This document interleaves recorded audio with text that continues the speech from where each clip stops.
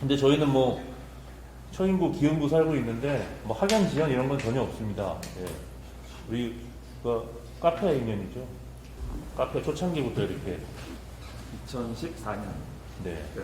그래서 이제 작년에 이제 자제분이 이제 NC 다이노스 2차 1라운드로 입단을 하셨고. 안녕하세요. 저는 우리 아이는 야구선수 카페 400명 정도 되던 시절부터 입성을 해가지고 여태까지 이제 활동을 하고 있고요. 여기 나와 있는 그 이유가 여러 사람들하고 이렇게 조금 소통을 하는 그런 과정에서 조금이나마 좀 도움이 될 수 있도록 조금 좀 저한테 좀 섭외 요청을 하셔가지고 왔는데 처음에는 오기 싫었어요. 네, 다 경쟁자들이잖아요. 잘 되면 안 되니까 안 오려고 그랬어요. 네. 근데 이제 워낙 간곡하게 저도 여러분들처럼 똑같이 진학 걱정하고 애 왜 키 안 크는지 걱정하고 와이프 진학 문제로 막 밤에 막 이불 속에서 울고 질질 짜고 있고 똑같이 경험했고, 그리고 저는 엄친아는 아니에요. 우리 소위 말하는 우리 준혁이는 엄친아야. 모두 잘하고 아빠 돈도 많고 뭐 차도 좋고 뭐 전혀 그런 거랑 상관없는 평범한 시민이에요. 그리고 여기 뒤에 계신 분들 중에 저보다 훨씬 더 처음에 시작의 위치가 우리 아들보다 훨씬 더 상위 클래스의 선수들, 피지컬이라든가 멘탈, 기술적인 거 모든 게 다 초등학교 때부터 조금 더 상위에 랭크 되어 있던 분들보다도 저는 되게 낮은 급의 아이였어요. 그런데 야구는 희망 고문이 아니라 어느 정도는 후천적으로 충분히 개발을 해갖고 상위 5%까지는 따라갈 수 있습니다. 충분히. 아까 김유미 트레이너님도 나는 아이들한테 어떤 내비게이션, 부모는 내비게이션 역할을 잘 해줘야 된다고 하잖아요. 거의 100% 동감을 해요. 그래서 이제 이 자리에서 뭐 한번 허심탄회하게 한번 얘기해보고요. 김영일 코치님이랑 다르게 이제 저희는 다 전문가들은 아니기 때문에 나름대로의 공부한 것들, 그리고 좀 나누고 싶은 것들 이런 거 중심으로 말씀을 드릴 거지만 뭐 이런 것들은 그냥 각자 처하신 어떤 입장에 따라서 이렇게 받아들이시면 될 것 같고, 저는 이제 이 얘기를 먼저 꺼내고 싶거든요. 아까 김영일 코치님이 어릴 때부터 다양한 종목들을 경험하고 하는 것들이 중요하다라고 생각하면은 그런 얘기들이 어떻게 보면 굉장히 허무맹랑하게 들리잖아요. 저희 입장에선 현실적으로 그런 시간을 내기조차도 어렵고 훈련 시간이 예전보다 많이 줄었다라고 하는데, 저는 그런 이야기를 하는 감독 코치님들의 말에 동의할 수가 없는 게, 과연 10년, 20년 전에 비해서 훈련 시간이 줄었는가 생각을 해보면 결코 그렇지 않거든요. 예. 이번 호에 보내드린 뉴스레터를 보셨는지 모르겠지만은 거기 이제 뭐 노르웨이의 이제 스포츠 강국 노르웨이의 사례, 제가 좀 인상 깊게 본 기사를 가지고 보내드렸는데, 노르웨이가 뭐 스포츠 강국인데 인구가 500만밖에 안 돼요. 예. 근데 물론 동계 스포츠만 잘하는 게 아니고 하계 스포츠 종목들도 굉장히 잘합니다. 예. 유명한 축구 선수도 있고, 뭐 육상 선수도 있고, 테니스 선수, 골프 선수, 세계 탑클래스 선수들이 많이 나오거든요. 근데 노르웨이 같은 나라들이 이제 추구하는 방식이 철저하게 다종목 어릴 때 경험하게 하는 거죠. 네, 스포츠 클럽 활동 중심이고 13세 이하에서는 스코어가 기재된 경기라든가 선수별 랭킹이라든가 팀 랭킹 이런 것들 진행하지 않고, 당연히 전국대회 이런 건 있지도 않고요. 그러니까 13세 이하까지는 그냥 스포츠의 즐거움 자체를 경험하게 해주는 방식이죠. 그러니까 이런 얘기를 하면 이제 또 현타가 오죠. 그러니까 우리는 현실이 그렇지 않은데 그런 얘기 해봐야 뭐 하냐. 근데 이제 저희는 이제 부모 입장에서 우리가 노르웨이 같은 방식을 하지는 못하더라도 걔네들이 추구하는 바가 무엇인지를 좀 끄집어내서 우리가 나름대로 적용해 볼 건 있다라고 보거든요. 이건 뭐 고용의 문제도 걸려 있고 하기 때문에 이를테면 뭐 3월부터 11월까지는 야구를 하고 12월부터 봄까지는 뭐 농구를 한다. 우린 그거 안 되잖아요. 나가란 얘기지, 그거는. 예. 그럼에도 불구하고 그래도 할 수 있는 게 뭘까? 그럼 그 안에 있는 메시지는 뭐냐? 뭐 스포츠 클럽이라든가 뭐 이런 얘기를 하고 싶은 얘기인 건 아니고, 결국은 어릴 때부터 다양한 움직임을 경험하게 해주자라는 거거든요. 다양한 움직임. 저는 애가 야구를 처음 시작하면서부터 들었던 의문과 불만이 아이들이 하는 운동의 가지수가 너무 적다는 거였어요. 네. 리틀 야구, 뭐 중학교 야구 이렇게 보면은 저는 뭐 이건 그냥 절대적인 차이가 난다고 봅니다. 아이들이 경험하는 운동의 가지수가 너무 적어요. 제 기준에는 그래요. 뭐 아버님들 같은 경우에는 뭐 훈련을 참관해서 보시면 아마 아이들이 하는 운동의 가지수 1시간 정도 지켜보시면 10개가 될까? 그러니까 우리는 이런 방식이죠. 어떤 하나의 드릴이나 연습이 있으면 그거를 좀 한 10분, 뭐 길게 하면은 뭐 1시간 이상 하는 경우도 있고 보통 짧아도 한 10분, 20분 동안을 굉장히 반복해서 집중적으로 하는 방식이 있고 그러니까 1시간, 2시간을 하더라도 사실은 한 가지수로 따지면 한 10개, 20개 될까 말까. 근데 뭐 혹시 기회가 되셔가지고 뭐 유럽에 가셔가지고 뭐 애들 운동하는 거를 본다든지 아니면 미국의 유소년 야구를 하는 모습을 보시면 걔네들이 연습하는 방식은 하나의 드릴이나 연습을 한 7, 8번 정도 반복을 하고 바로 다음 연습으로 넘어가는 방식을 씁니다. 그러니까 우리가 공부를 한다고 생각을 하면 수학 문제를 푼다 그러면은 우리는 뭐랄까 좀 교과서 하나와 참고서 한두 개를 가지고 그걸 그러니까 드립다 파는 스타일이고 어릴 때부터. 예. 근데 미국식 그 스포츠 코칭이라는 거는 어린애들한테 그냥 다양한 공부할 거리들 소설이면 소설, 책이면 책, 뭐 수학이면 사칙연산도 비슷한 사칙연산 문제들을 계속 풀도록 하는 게 아니라 다양한 문제 유형들을 제공해줘서 뭐 풀 수 있으면 풀고 못 풀면 넘어가고 다음에 또 다른 문제 주고 또 풀고 넘어가고 이런 방식이라고 보는 거죠. 일장일단이 있겠죠. 근데 제가 볼 때는 우리식 훈련 문화는 공부도 마찬가지지만 시험에 강하죠. 시험에. 지금 당장 봐야 되는 중간고사, 기말고사에 이제 굉장히 강한 스타일인 거고. 근데 반면에 그 미국식 공부라든가 운동 같은 경우에는 단기간에 퍼포먼스는 좀 잘 안 나오죠. 그리고 잘하는 건지 의심스럽기도 하고요. 예. 선수들도 내가 지금 잘하고 있는 건가 만족스럽지가 않을 수도 있고요. 뭐 이렇게 10분, 20분 해가지고 뭔가 딱 완성되는 느낌 없이 하는 운동들이 대부분이기 때문에. 근데 이런 것들이 언젠가 이제 신체가 완성되고 할 때쯤에서 이제 그 잠재력을 폭발시키는 방식이거든요. 그걸 뭐 운동학적으로 얘기하면 신경계 중심이냐, 근골격계 중심이냐, 뭐 이렇게 나눌 수도 있는데 저 같은 경우는 그래서 야 이거 애들이 하는 운동이 너무 적다. 이렇게 뻔한 운동만 계속하면서 저는 그런 것들에 대한 의문이 항상 많았고 그래서 보시면 아시겠지만 제가 뭐 카페라든지 뭐 여기저기 포스팅 하는 거에 보면은 그런 내용들이 좀 많은 편이죠.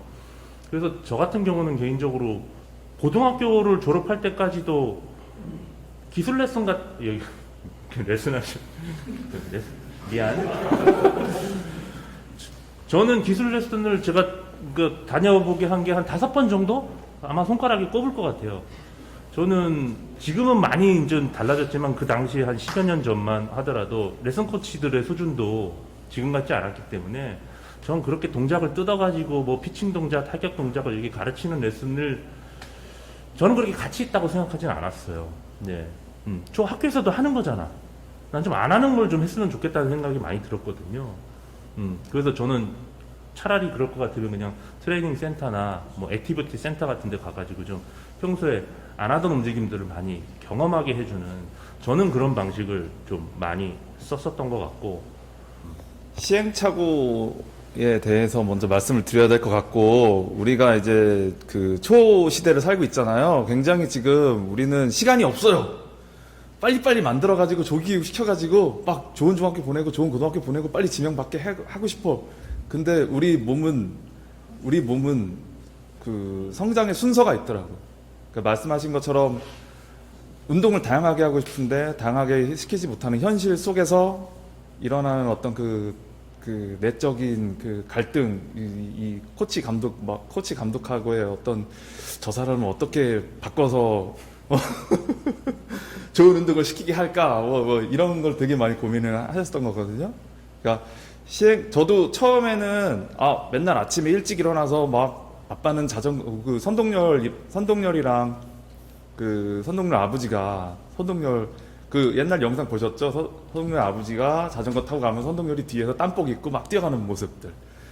그리고 찬물에 들어가고 막 이런 그 그 외인 구단 같은 그런 트레이닝만 생각하고 있었어요. 저도 처음에는 굉장히 아날로그적인 방식으로만 알고 있다가 이제 카페에 들어와서 여러 가지 정보를 들으면서 아 이거 내가 바뀌어야 되는 건가 보다라고 생각을 해서 이제 그때부터 이제 그 움직임이라든가 몸의 쓰임 이런 것들을 파고들게 됐고 되게 제가 많이 괴롭혔죠. 간증하는 겁니다. 제일 기본으로 삼았던 거는 일단은 저는 여러분들하고 조금 다를 수도 있어요. 그래서 이거 정말 나 같은 사람을 좀 멀리 해야 돼. 이 교육을 괜히 들어라서 이럴 수도 있는데 저는 연습량 같은 거 정말 중요하지 않다고 생각해요. 그거는 몸을 혹사시키거나 그러면 애가 스트레스만 생기고 스트레스가 생기면 부모들한테 뭘 하냐? 우리 정말 회사 다 다니시잖아요. 회사 운영하시고 CEO가 뭐 있으실 거고 아니면은 뭐 팀장이라든가 어떤 사원부터 시작해서 여태까지 이 자리에 오셨을 텐데 지쳤을 때 집에 와서 누가 막 이렇게 어머님들 같은 경우에는 정말 직장에서 지쳤는데 집에 와가지고 밥 좀 차려 아니면은 빨래해 그러면은 짜증 나요 안 나요? 그렇죠? 애들이 운동하고 심하게 운동하고 왔는데 성장기 때 우리 애는 뭐 사춘기예요. 뭐 우리 애는 사춘기 없었어요. 항상 밝게 컸어. 왜냐하면 지치지 않게 만들어서 그런 걸 수도 있는 것 같아. 지치면은 뭔가 지시하고 그런 게 항상 짜증이 나요. 경험해 보셨잖아요. 지쳤는지 누가 뭐 시켜봤어. 누가 나한테 지시를 해. 짜증 났습니까? 안 났습니까? 기분 좋았습니까? 그러니까 애들은 그 너무 모험이라든가 심리적으로도 많이 지쳐서 와요. 학교에서 이제 집에 왔을 때. 그런 것들부터 이제 제가 마음을 좀 내려놓기 시작했어요. 거기서부터 이제 휴식에 대한 중요함과 그런 거를 신봉하진 않았지만 그래 이렇게 가보자라고 거기서부터 이제 시작을 했어요. 저 같은 경우에. 요거 관련해서는 여기 한 분 더 모실 분이 한 분 있습니다. 예. 우리 이제 닥터블루님, 예. 저를 좀 도와주십시오. 예. 엊그제 같이 꼬량주 먹으면서 비슷한 얘기 하긴 했었는데, 예. 네, 조금만 좀 보태주십시오.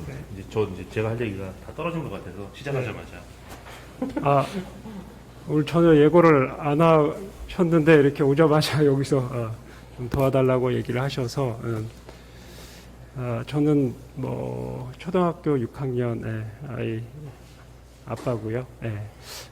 카페 저도 이제 아이를 처음 운동을 시키면서 좀 이제 어떻게 해야 할까 고민을 하다가 카페를 우연히 알게 됐고 카페를 통해서 사실 이제 많은 정보들, 지식들을 흡수를 하면서 나름대로 이제 제 나름대로 어떤 플랜들을 가지고 아이를 어떻게 키워야 되겠다 이런 걸 가지고 이제 좀 실천을 해가고 있습니다. 그래서 좀 저는 빨리 깨달아서 이게 저한테는 큰 행운이다라고 지금 생각을 좀 하고는 있고요.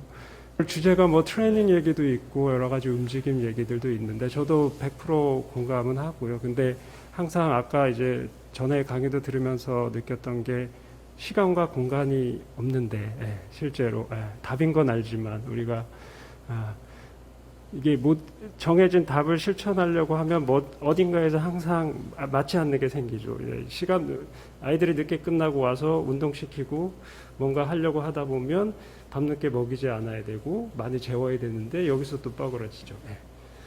그래서 그런 것들 속에서 사실은 우리는 훨씬 더 안 좋은 조건 하에서 아이들을 키우지만 그 안에서 정말 우리가 좋은 선수를 만들려면 훨씬 더 좀 효율적으로 뭔가 시간들을 쓰는 방법들, 그 다음에 효율적으로 운동시키는 그런 방법들을 사실은 어떻게 보면 저희가 끊임없이 고민을 하고 뭔가 아이디어를 내지 않으면 되지 않겠다는 생각을 좀 많이 하면서 좀 지냈던 것 같고요. 그래서 뭐 저는 이제 제가 이제 많이 하는 게 이제 일상을 통해 우리가 움직이면 일상을 통해서 좀 배워야 된다. 사실은 따로 움직임을 배우기 위해서 트레이닝장에 가고 할 수 있는 건 많지만 그러면 좋겠긴 하지만 실제로는 거의 가능하지 않잖아요. 그렇죠? 그러면 이제 제가 시도했던 거 몇 가지 소개시켜 드리면 까치발로 걸으면 좋으신 거 다 알잖아요. 그렇죠? 그 이유는 당연히 우리가 이 뒤쪽부터 해서 이쪽 아킬레스부터 뒤에 있는 이쪽 종아리 근육들까지 이쪽에 탄성이나 여러 가지 근력이 좋아져야지 당연히 우리가 순발력의 가장 핵심이 작동하는 건 당연한 거죠. 그래서 뭐 가끔 이제 노는 거죠. 여기다가 팝콘 뒤꿈치에다가 팝콘 하나 이렇게 아이랑 딱 같이 붙이고서 집에 오면 예. 누가 먼저 팝콘을 터트리나 내기를 하는 거죠. 예, 놀이처럼 할 수도 있고. 저는 이제 일상을 통해서 항상 우리가 할 수 있는 트레이닝들을 조금 하면 좋겠다. 그 다음에 두 번째는 놀이처럼 아이들은 저는 이제 아직 초등학생 아이니까 아이와 항상 같이 놀면서 세 번째는 이제 같이 아이한테 시키는 게 아니라 가능하면 내가 할 수 있는 것들을 같이 하자. 뭐 계속 나오는 얘기지만 기술 훈련은 사실 몸이 갖춰지지 않은 상태에서 그러니까 이런 걸 하실 때 제일 중요한 부분은 남들보다 좀 천천히 가겠다고 마음을 먹으셔야 돼요. 부모님도 제일 중요한 건.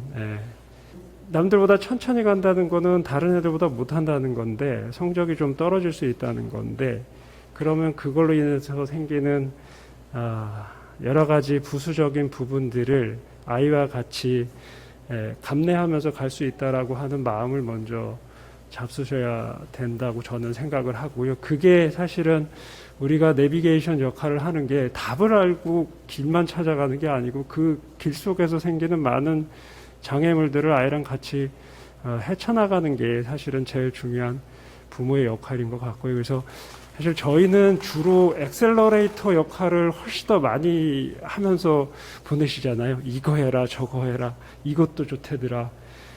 근데 사실은 아이들한테 더 필요한 거는 저는 부모로 지내다 보니까 오히려 브레이크 역할을 더 많이 해주는 게 우리의 역할이 아닌가 싶기도 하고 조금 더 천천히 가도 괜찮다는 걸 계속 얘기를 해주고 어떤 스킬이라고 하는 게 나오기 위해서 그 밑바탕이 되는 여러 가지 퍼포먼스와 관계된 요소들 그리고 그 제일 밑에 있는 가장 기본적인 움직임들 그런 것들을 위해서 좀 더 많은 시간을 투자하고 그런 것들이 나중에 어느 순간에 우리가 이제 운동학습 얘기할 때 리니어하게 선형으로 좋아지지 않는다고 얘기하잖아요. 이 기초를 만드는 시간들은 너무 많이 걸리는데 그 기초가 잘 다져지면 어느 순간에 정말 기하급수적으로 기술이 늘어나게 되거든요. 근데 이 시간들을 견디는 거는 아이는 못 견디죠.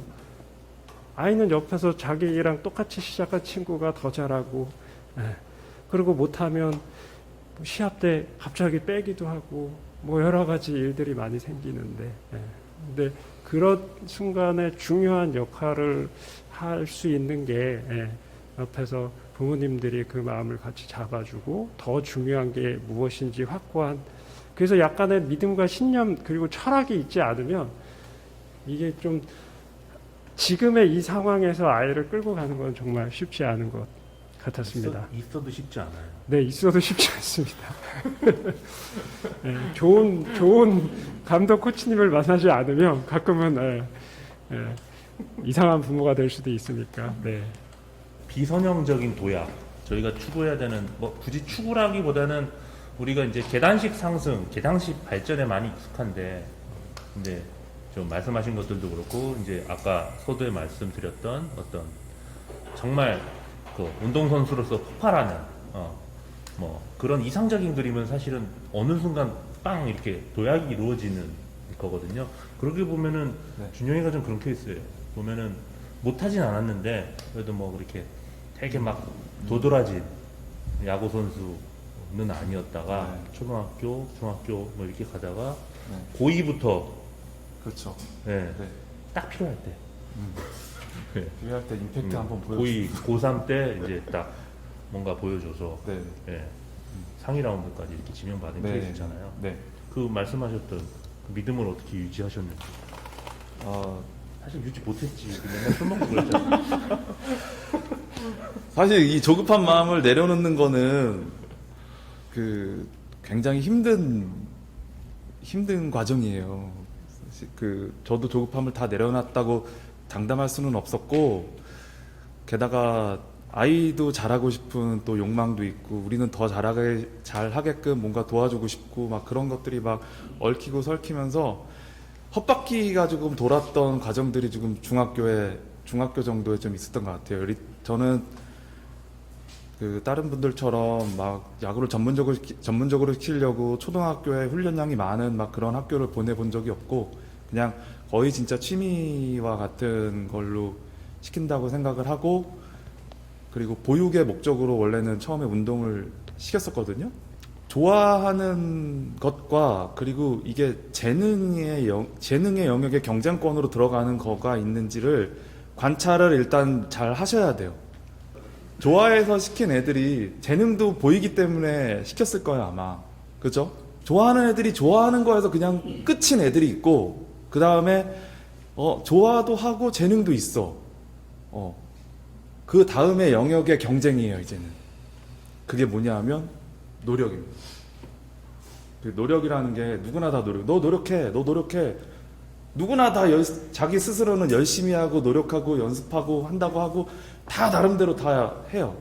훈련 시간도 길고 뭐 아빠 나 스윙 막 500개에서 1000개 했어 막 이렇게도 얘기하고 오늘 학교에서 뭐 했어 많이 했다고 얘기를 해. 근데 그렇게 많이 하는 게 노력일까요? 우리 부모님들은 이제 시간의 중요함과 양의 중요함에 조금 매몰되어 있어서 아이들을 좀 그쪽으로 몰아넣는 조금 그런 경향들이 요즘에도 많이 보여요. 제 주변에도 어디 중학교 갈 건데 거기 연습 경기도 안 하고 뭐 훈련도 안 한대. 주말엔 감독님이 뭐 그 교회 신자라서 교회 가신대. 그러니까 일요일 운동 안 한대. 막 이래 막 진학하기 전에 이미 막 우리 애가 이미 뭐 망해져 있어. 막 그분의 어떤 상담을 들어보면은. 근데 절대 그렇지 않거든요. 중학교 때부터 너무 이제 혹사라든가 이런 그 시합으로 인한 혹사도 있지만 연습으로 인한 혹사 이런 것들도 생각을 하셔야 돼요. 오히려 취미로 리틀 야구를 했던 게 오히려 중학교 가서 퍼포먼스를 올리는데 이게 조금 추진력이 조금 생기지 않았나. 중학교 가서 더 성장도 많이 했고 그리고 스피드라든가 근력 이런 것들이 중학교 가서 엄청나게 많이 올라갔었거든요. 그러니까 저는 초등학교 6학년 때부터 밴드를 했어요. 밴드. 우리 학교에서 하는 그런 총무님이 초대해 주신 그런 밴드 말고 제이 밴드 있죠. 네. 저기 있네 저기. 저거. 홈쇼핑 모드로. 저 처음에는 뭐라도 해보자라고 하고 이게 좋다고 하길래 뭐 미국에서 갖고 왔대. 그래갖고 뭐 한국에는 뭐 저런 비슷한 게 없어 혼자만 해. 그래갖고 이렇게 손잡이 있는 거 있잖아. 저건 이제 팔목에 차는 건데 손잡이 있는 걸로 일단 그거를 시작을 했고 그게 어떻게 운동을 하는지 아는 사람이 한 명도 없었어요. 그래서 유튜브에 찾아봤는데 앨런 지거가 직접 촬영을 한 게 있더라고. 근데 번역은 못하지만 뭐 동작 몇 개가 있어. 그래서 그걸 캡처해갖고 아이한테 해서 운동 가기 전에 항상 그거를 하고 가게끔 했어요. 근데 그런 루틴을 만들어줬던 게 지금까지도 이어지고 있어요. 이런 밴드 운동이라든가 이런 부분들을 좀 하면서 한 1년 정도 하니까 다른 애들보다 많이 연투 같은 거를 많이 해도 애가 잘 견디는 것 같아요. 내구성도 좋아졌던 것 같고 뭐 저쪽 이제 뒤에 이제 계시는 이제 저랑 같이 한 시대를 풍미했던 아버님들 계시는데 우리 술 드시러 오셨어요. 해방꾼들 같아요.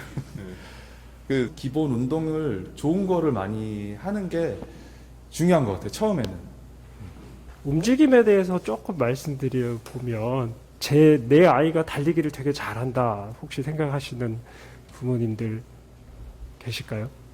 뭐 최근에 뭐 카페에서 야구 선수가 과연 달리기를 잘해야 되냐 말아야 되냐 이런 얘기들도 많이 나오는데 저는 이제 아이 따라 연습 시합에 가면 제일 먼저 아이들 몸풀 때 달리기부터 하잖아요.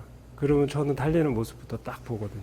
그러면 저 학교에 운동신경이 좋은 아이가 몇 명 있구나.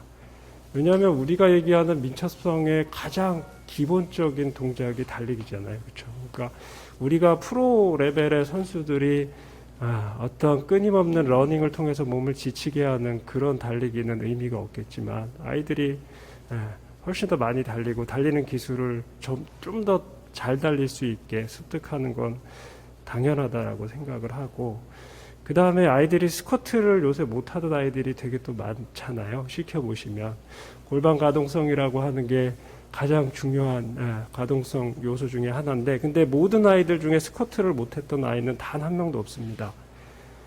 할 줄 알았던 걸 잃어버린 거죠. 아이들이 1살, 2살 때 아이들이 앉아서 쉴 때 모습을 보면 전형적인 풀 스쿼트입니다. 근데 아이들은 그 자세로 1시간, 2시간 동안 장난감을 가지고 놀아요. 어른들도 못하는 스쿼트를. 이거는 퇴화죠. 원래. 그래서 그런 것들의 가장 큰 이유는 우리가 좌식 생활이긴 해요. 사실 우리가 바닥 생활을 하면 스쿼트를 잃어버릴 수 없죠. 옛날 그 푸세식 화장실을 쓰시면 계속 풀 스쿼트를 나이 들어서도 할 수 있고, 지금도 사실 동남아시아나 이렇게 못 사는 나라의 어른들은 같이 모여서 쉬는 모습에 스쿼트 자세가 엄청나게 많거든요. 그러니까 이제 그런 형태의 움직임의 요소들을 찾아보시면 할 수 있는 것들이 조금 생각보다 많이 있습니다. 그래서 집에 소파를 조금 치우시는 방법도 될 수가 있고, 바닥에서 뭔가를 자꾸 하는 것도 아이들의 움직임을 조금 만들 수도 있고, 계단을 올라갈 때도 저는 이제 집에 엘리베이터가 없는 아파트에서 살아서 계단 올라갈 때 점프하라고 그러죠. 2칸, 3칸, 4칸. 요새는 한 4칸씩 점프를 해서 올라가는데, 그런 식으로 뭔가 우리가 확실하게 달성할 수 있는 그냥 일상적인 장애물들을 두고 거기서 뭔가 내가 가지고 있는 실체를 단련할 수도 있고, 얼마나 성장하고 있는지 테스트를 해볼 수도 있고, 그래서 움직임 자체를 우리가 전문가의 손에 맡긴다거나 아니면 어떤 트레이닝 룸에서만 꼭 맡기기엔 거기는 다 또 스포츠에 특화된 움직임들만 하거든요. 근데 어린아이일수록 저희가 아이들이 중학교, 고등학교 가면 당연히 스포츠에 특화된 움직임들을 배워 나가야 되긴 하겠죠. 그러나 일상에서는 사실 그 나이에 맞는 아이들, 사실 어떻게 보면 저는 야구부 훈련 시간 1시간 줄고 아이들이 차라리 놀이터에서 그냥 마음껏 술래잡기 하면서 뛰어놀았으면 더 좋겠다라고도 생각하는데, 그 술래잡기가 가지고 있는 민첩성 운동의 요소들을 생각을 해보면 저희가 어떤 트레이닝도 그거를 따라잡을 수는 없거든요. 어린 나이에. 그래서 그런 부분들이 좀 있고요. 저희가 어떤 생각을 할 때 제일 중요한 거를 1번, 2번, 3번, 4번 정도까지만 놓으시면 아이들 키울 때 좀 편하더라고요. 저는 제일 중요한 게 첫 번째 1번이 잠자는 거. 지금도 그러고 있고요. 10시 전에, 10시쯤에 무조건 재우는 거. 그 다음에 2번째가 먹는 거. 세 번째가 운동. 이렇게 정해놓고 가고 있거든요. 근데 이게 꼭 맞는 건 아니지만, 각자 여건에 따라서 만드시긴 하지만, 이 순서가 바뀌는 뭔가 상황들이 만들어지면, 그거는 틀렸다라고 생각을 하시면, 왜냐면 내가 세운 원칙이 자꾸 무너지면 계속 갈 수가 없잖아요. 그러니까 내가 원칙을 지키고 철학을 지키면서 뭔가 가다가 다른 이유로 인해서 전체를 수정해야 될 충분한 논리적 근거가 있다. 상황적인 상황에 맞닥뜨렸다. 그러면 그건 당연히 바꾸셔도 되지만, 그렇게 어떤 그렇게 사는 게 좀 편하고 고민할 필요가 없잖아요. 자동으로 이 시스템은 자동으로 돌아가야 되고, 이제 그런 기준들을 조금씩 하나하나씩 만들어 가시는 게 그래도 이 힘든 세상에서 아이를 좀 키워가실 때 도움이 되시지 않을까. 참고로 모르시는 분들 계실까봐 닥터블루님은 신경과 전공이세요. 운동신경. 요새는 이제 자녀분이 야구를 시작하는 바람에 젊은 세대의 운동신경과 이제 어르신들의 그 신경, 환자분들 연결해가지고 많은 생각들을 하고 계세요. 그 말씀하시니까 저도 생각납니다. 저도 이렇게 어릴 때 리틀야구나 이렇게 어디 가가지고 어디 전주훈련 가가지고 같이 자거나 그러면 꼭 부모님들이 밤에 꼭 9시 넘어가서 애들 꼭 야식을 주시더라고요. 그래서 저 그것 때문에 많이 싸웠거든요. 주지 말라고. 그러면은 또 이제 자기 자식 크다고 안 먹어도 된다는. 저희 애도 사실 야식을 먹어본 적이 없거든요. 어릴 때부터 안 먹어버릇하니까 이후에도 지금도 운동하면서도 9시 넘어가서 이렇게 특별히 먹진 않는 것 같아요. 네. 성장이랑 크게 관련도 없는 것 같고. 네. 거기 한 말씀만 더 네. 야식 관련해서. 네. 뭐 야식은 요게 성장에 방해가 된다는 연구들이 훨씬 더 많죠. 네. 그래서 잘못된 거죠. 아까 잠깐 여기 질문 나오셨는데 10시에 운동하면 또 성장에 방해되죠. 키 크는 게 목적이라고 하시면은 그냥 빨리 10시 전에 모든 걸 먹는 것도 끝내고 운동도 끝내고 재우시는 게 맞습니다. 왜냐하면 몸 자체가 그렇게 돼 있거든요. 왜냐하면 성장 호르몬이 나와야 되는 시간이 10시, 11시. 우리가 깊은 수면에 처음 들어갈 때 가장 많이 나오는데 그 시간에 음식이 들어가 있으면 깊은 수면 못 들어가거든요. 이 음식을 소화시켜야 되니까.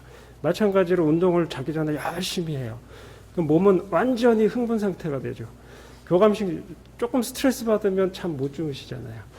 아이들은 그런데도 잘 자긴 하더라고요. 막 그래도. 근데 저는 그런 생각을 하죠. 몸 자체는 아직은 흥분이 가라앉지 않은 그런 상태라고 생각을 해요. 그러면 우리 몸 내부의 시스템 자체는 아이가 충분히 성장하고 회복할 수 있는, 여러분 그 성장 호르몬이라는 게 사실 키만 성장하게 하는 호르몬이 아니고요. 우리 몸에 낮 동안에 활동하면서 다쳤던 모든 손상들을 회복시키기 위한 일종의 치유의 호르몬 역할을 하거든요. 그러니까 잠이라고 하는 게 얼마나 큰 치유 효과가 있나를 뭐 매일 자보시면 아시잖아요.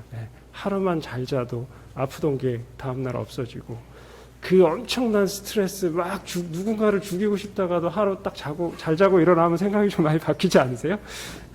스트레스 수치가 쫙 떨어져서 또 하루를 또 그냥 그렇게 저렇게 살아갈 수 있게 되기 때문에 그 야식하고 밤늦은 시간의 운동은 별로 권해주진 않습니다. 근데 그리고 아침에 아이가 일어났을 때 많이 피곤한지랑 자고 일어나서 잠깐 동안 한 20-30분 안에 충분히 피로도가 회복되는지를 보시면 잠이 부족한지 오버트레이닝인지 이런 것들을 사실 아예 느낌으로 사실은 확인하는 게 저는 맞다고 생각하거든요. 뭐 현실적으로 우리가 지금 측정할 수 있는 장비도 아니고 그래서 그럴 때에는 항상 욕심을 이렇게 내려놓으시는 게 조금 맞고요.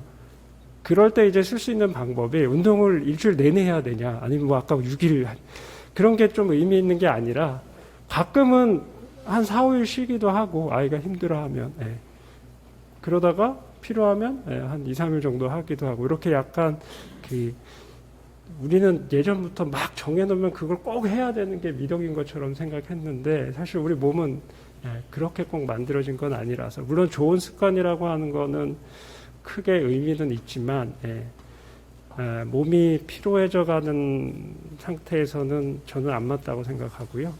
당위에 관한 얘기 말고 실제로 한 초등학교 지금 중학교 부모님들 여기 고등학교 부모님들 뭐 보니까 다 술 드시러 온 것 같아서 저분들은 그냥 빼고 몇 년 동안 계속 정기적으로 보다 보니까 꼭 이때만 오시는 분들이 있거든요. 술 먹으려고.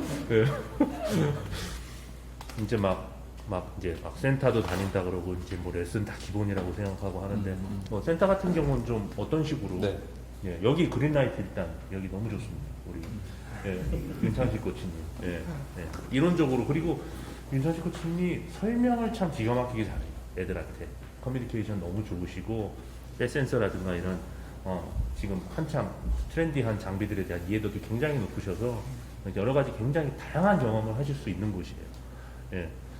어땠어요? 언제부터 좀 이렇게 좀 센터도 좀 보내고 뭐 그런 것들은 뭐 선수 스스로 선택하게 했는지 아니면 가봐 이렇게 했는지 아니면 가게 되면은 뭐 일주일에 한 번씩 꼬박꼬박 가게 했는지 그런 것들 좀 팁을 좀 주시면 좋을 것 같은데. 자, 이제 기술의 영역으로 이제 들어가겠습니다. 이제 항상 제 방식이 다 옳은 거는 아니고요. 저는 이 아이가 몸을 잘 쓰고 있는지 항상 궁금했어요. 그래서 우리 키네틱 체인이라고 하는 용어들 많이 들어보셨잖아요. 관절의 분절을 이용해서 제대로 이제 몸을 사용하는 손끝에 전달되는 어떤 그 과정, 손끝에 힘이 전달되는 그런 그 끊김없는 과정들, 그리고 타자 같은 경우에는 공이 맞는 순간까지의 어떤 그 메커니즘, 이런 것들이 지금 올바르게 오동작을 하지 않고 제대로 가고 있나가 되게 궁금했어요. 그래서 동네에 있는 일단 분한테 야구했던 분한테 가서 얘 어떠냐 이렇게 보여준 적도 있고요. 나쁘지 않아.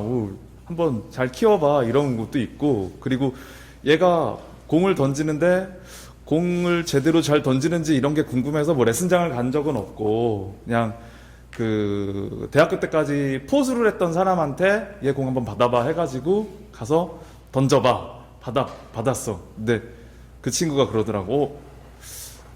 형님 얘 공에는 좀 뭔가 있어요 이러더라고. 그러니까 뭔가 공에 뭔가 특징은 있는 것 같아. 대학까지 선수들의 다양한 투수들의 공을 받아봤으니까 그건 포수가 갖고 있는 어떤 느낌적인 게 있을 거 아니에요. 그래서 얘 공은 좀 뭔가 지저분한 게 좀 있는 것 같다라는 얘기를 듣고 이거는 재능이 좀 있는가 보다. 그때 이제 조금 이제 그런 관점부터 먼저 시작을 했던 것 같아요. 그러다 이제 본격적으로 레슨을 이렇게 받거나 그런 것들은 어렸을 때부터 막 어떤 그 기술 훈련에 대한 어떤 그 집착 때문에 뭐 그리고 팀 코치에 대한 불신 때문에 막 일부러 보내고 그런 적은 없어요. 왜냐하면 이거는 본능인 것 같아요. 본능의 영역인 것 같아요.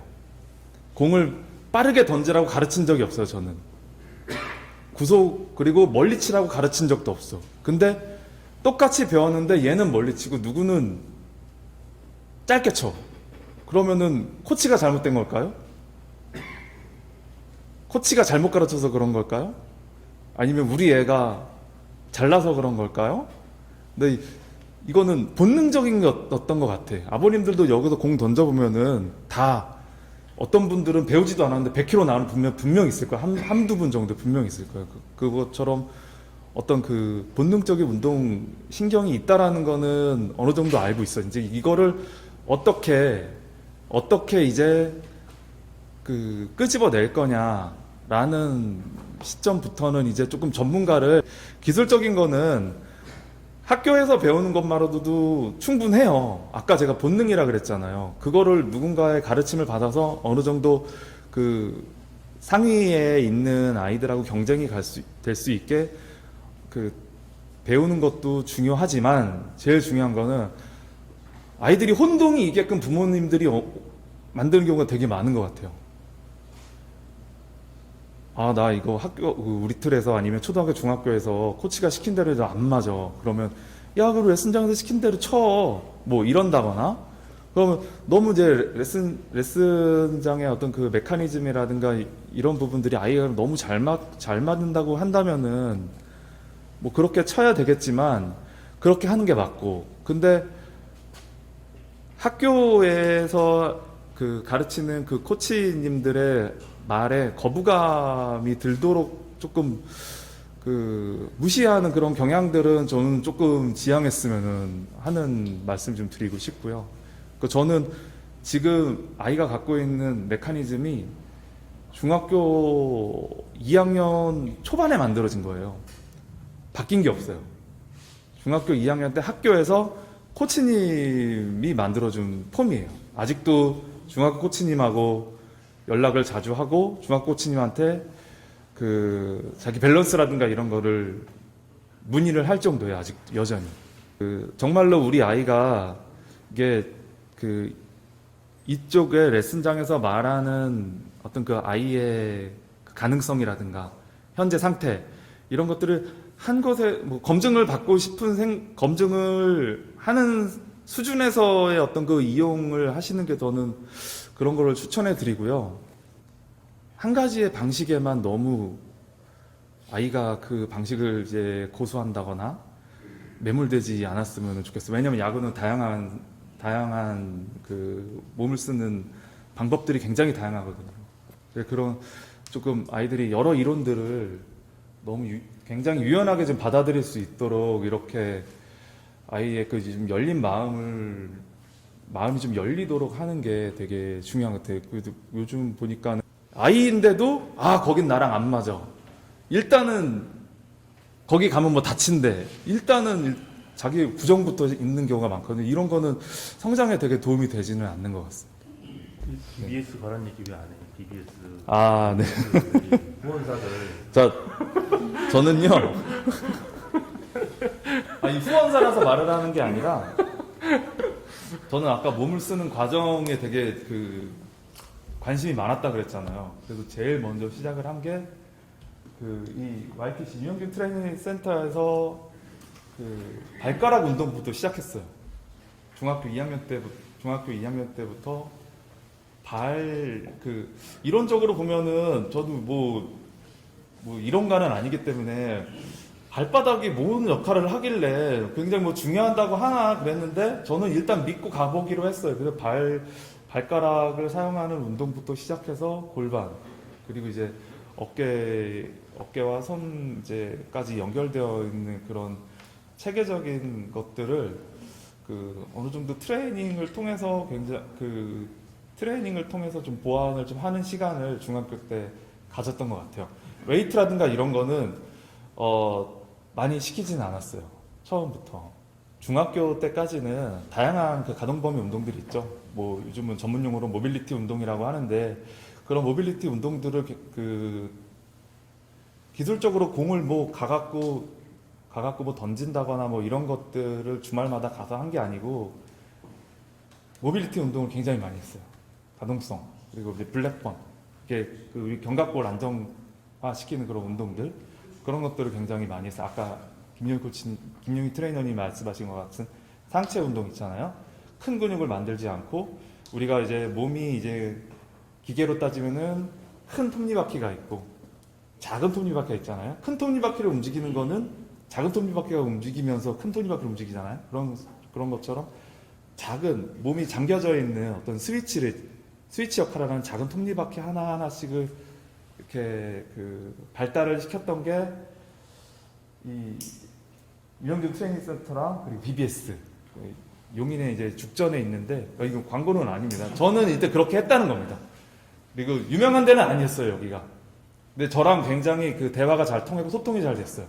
그 아이들의 그 성장의 발달에 굉장히 도움이 되는 그런 것들을 많이 공부도 많이 하시는 분이고 국내에서 그런 분들이. 네, 정말 노력 많이 하시고 저희 뭐 스토어에 뭐 장비 같은 거 올라오면 항상 꼬박꼬박 가장 먼저 사셔서 실험해 보시고 그렇죠. 아주 정말 훌륭한 코치님이시죠. 돈 버는 대로 다 장비에 쏟아붓는 것 같아요. 시간이 얼추 다 된 것 같아서 제가 좀 마무리를 좀 뭐 하고 질문을 받지는 못할 것 같고요. 끝나고 나서 여기 앞에 가가지고 뭐 아버님들이나 이렇게 가서 뭐 맥주 한 잔씩 하시면서 좀 더 이야기 나누시면 좋을 것 같은데요. 그때부터가 진짜거든요. 예, 온갖 욕 다 하고 근데 부모님들 마찬가지고 코치님들도 마찬가지고 저는 그냥 해라 마라가 아니라 그냥 야구 이야기를 했으면 좋겠어요. 자녀분이랑 이건 이렇구나 저건 저렇구나 유튜브에 보니까 얘는 이렇다던데 야 너 이거 봤니라든가 뭐 센터 같은 데 가더라도 한번 가볼래 하면 뭐 어땠냐 하면 거기서 뭘 가르쳐 그래 라든가 그래 아빠가 생각했을 때는 뭐 이래 해서 한 것 같은데 너는 어때 라든가 뭐 등등등등 예, 뭐 어머님들 같은 경우에 이제 운동에 대한 이해가 아버님들만큼 이렇게 높지는 않으셔서 이런 대화를 하기가 쉽지는 않으실 것 같은데 저는 아버님들은 이거를 시킨다 안 시킨다 라는 관점 잘한다 못한다 뭐 이런 관점이 아니라 그냥 내가 알고 있는 야구 이야기를 그냥 하고 또 아들이 하는 야구 이야기를 듣고 하는 시간의 반복이 저는 굉장히 그 중요하다고 생각이 들거든요. 결국은 뭐 카페에도 어느 분이 써주셨지만 도무지 부모가 어떻게 할 수 없는 순간이 옵니다. 반드시. 예. 여기서 아무리 난리를 쳐봐도 이제는 얘가 죽으나 사나 하기 싫은 거를 해야 되고 하는 시점이 오거든요. 그리고 그 어려운 시기에 그 얘기를 내가 들을 수 있으려면 예. 우리 아들이 이렇게 어렵구나. 이런 어려움을 갖고 있구나. 그 순간에 그 얘기를 못 듣는다 생각하면 너무 속상하시잖아요. 근데 그게 저는 부모라고 해서 자식이 그 얘기를 반드시 해준다라고 생각하지 않거든요. 저만 해도 안 하는데, 저희 부모님들한테. 예. 그것도 저는 일종의 저축을 해놔야 되는, 일종의 은행 계좌라고 생각을 해요. 그 은행 계좌라는 게 이제 초등학교 때부터 운동을 시작했을 때부터, 쭉 이렇게 쌓아나가 주실 필요가 있다는 거죠. 그래서 가장 필요한 순간에 아이가 가장 긴장하고 자기 인생이 걸렸다라고 생각하고 하루하루 운동하는 게 처절하고 한 고3 때 경기 그 한 7, 8년을 기다려서 황금사자기 딱 1차전 나가서 그 경기를 딱 뛰는 바로 그 순간에 나 너무 힘들다 지금 그 얘기를 그냥 아빠한테 아빠 나 사실 나 너무 긴장돼서 나 지금 죽을 것 같아 이런 얘기를 할 수 있는 노력들을 좀 미리미리 좀 해주실 필요가 있다고 생각해요. 저는 그래도 뭐 그냥 자랑 아닌 자랑을 좀 하면 제가 한동안 야구 좀 안 다시고 애한테 이제 잔소리도 많이 하고 하다가 어느 순간 내가 좀 미친놈 같아가지고 그 좀 돌아보면서 카페 활동도 하고 하면서 제가 그런 말들을 하고 다니는데 제가 그 반대되는 행동을 할 수는 없잖아요. 예. 그러니까 그런 것들 애써 그냥 좀 실천해 보려고 하고 하다 보니까 한 시작해서 한 중1, 중2, 중3까지 이제 애가 저를 굉장히 무서워하고 하던 시기가 조금 지나가서 한 고3쯤 돼서는 그냥 차에 타면 자연스럽게 훈련해서 했던 얘기들, 경기 끝나고 했던 얘기들을 좀 해주더라고요. 그게 너무 고마웠고 가장 기억에 남는 거는 걔가 고3 때 굉장히 못했는데 주말리그 휘문고랑 하는데 그 마지막에 2점 차 이기고 있는 상황에서 나가가지고 아웃카운트 하나도 못 잡고 3점 딱 주고 깔끔하게 예, 패전 투수 돼갖고 나왔거든요. 신혈야구장인데 이상하게 그냥 화가 잘 안 나더라고. 화도 잘 안 나더라고요. 그러니까 정말 애가 얼마나 속상했을까. 근데 애가 저기서 이렇게 신혈야구장 그 기업 보시는 분들 아실 거예요. 본부석 뒤쪽에서 이렇게 저를 딱 보면서 저한테 이제 그 덩치 큰 놈이 저한테 안겨가지고 한 1분을 소리내서 울었어요, 같이. 예. 근데 저는 그 순간이 물론 속상한 순간이지만 예, 저한테는 굉장히 좀 좋았던 순간이기도 해요. 예. 그런 경험들을 위해서 그런 노력을 하시라는 건 아닌데 뭐 이런 모든 것들이 결국은 부모 자식 관계를 망가뜨리면서 저희가 얻으려고 할 필요는 없다는 거죠. 예. 아무리 좋은 거라도 그런 것들이. 그 말씀을 좀 마지막으로 좀 드리고 싶었습니다.